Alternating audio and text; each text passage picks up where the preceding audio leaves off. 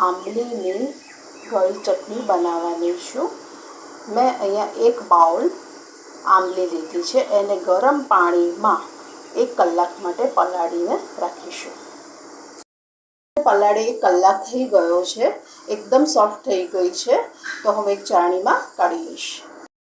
એક ચાળણી લીધું છે અને એક ગળણી લીધી છે. આ બધી આંબલી આની અંદર જ એડ કરી દેવાની.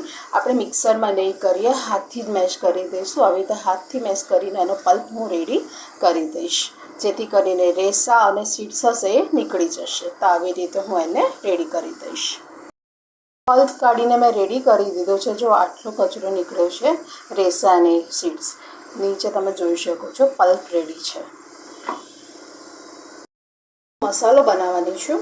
એના માટે મેં એક પેન લીધું છે, ગેસ ચાલુ કરી દીધો છે. એની અંદર 1 ચમચી વરિયાળી, 1 ચમચી જીરું અને 1 ચમચી કાળા મરી, આ બધાને પહેલાં શેકી દઈશું. એ રીત માટે મેં આને શેક્યું હતું. તો હવે હું આને મિક્સરમાં એનો અધકચરો પાવડર બનાવી દઈશ. પેન લીધું છે, ગેસ ચાલુ કરી દીધું છે. એની અંદર 1 ચમચી જેટલા મગજતરીના બી પણ એડ કરીશું. આને શેકી દઈશું. આનાથી એનો ટેસ્ટ બહુ સરસ આવે છે. બહાર આમ મળે છે ને, બહારની ગળી ચટણીમાં નથી પાણીપુરીવાળાને, યાર છે. ગેસ ચાલુ કરી દીધો છે. આની અંદર 1 ચમચી જેટલા મગજતરીના બી પણ એડ કરીશ. તમારે સ્કીપ કરવા હોય તો પણ કરી શકો છો. હું હવે આને 1 સેકન્ડ માટે શેકી દઈશ. છે, ગેસ ચાલુ કરી દીધું છે. આની અંદર પહેલાં 1 ચમચી જેટલું તેલ એડ કરીશું. આની અંદર અડધી ચમચી જેટલું જીરું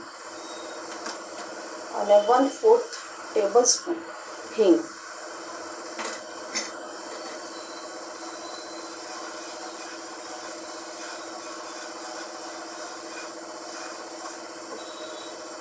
અહીંયા મેં ગોળ લીધો છે, અડધો કપ જેટલો ગોળ લીધો છે, એ એડ કરી દઈશ.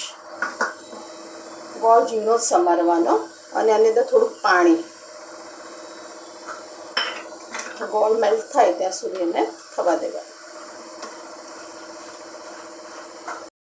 ગોળ મેલ્ટ થઈ ગયો છે, તો આપણે જે આંબલીનો પલ્પ કરીને રેડી રાખ્યો તે અંદર એડ કરી દઈશું.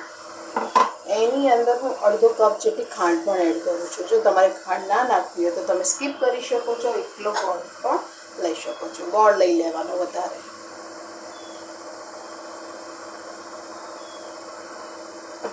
આપણે જે મસાલા બનાવીને રાખ્યા છે એ હું અંદર એડ કરી દઈશ. જે શેકીને મેં રાખ્યો હતો ને મસાલો, એ. આની અંદર 1 ચમચી સૂંઠ એડ કરું છું, 1 ચમચી મીઠું,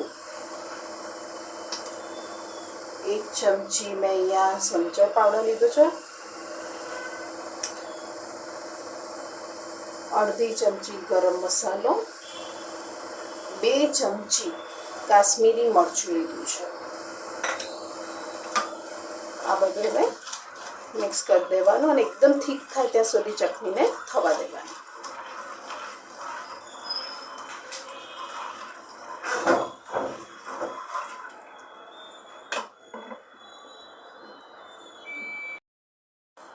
ચટણી હવે થીક થઈ ગઈ છે, તો હું ગેસ બંધ કરી દઈશ અને એક બાઉલમાં કાઢી લઈશ. ચટણીને મેં એક બાઉલમાં કાઢી લીધી છે. આની પર મેલન શીટ પણ એડ કરી દઈશું, જે આપણે શેકીને રાખ્યા હતા ને એ. તમારે એડ કરવા તો કરજો, બહુ સરસ ટેસ્ટ આવશે. બહાર મળે છે ને આવી રીતે પાણીપુરીવાળા કેટલી વાર આપતા હોય છે. તમે આ ચટણી ચાટમાં પણ યુઝ કરી શકો છો, ભેળમાં યુઝ કરી શકો છો. તો તમને મારી આ રેસીપી કેવી લાગી? જો સારી લાગી હોય તો લાઈક કરજો, કોમેન્ટ કરજો અને શેર કરજો. Thank you for watching.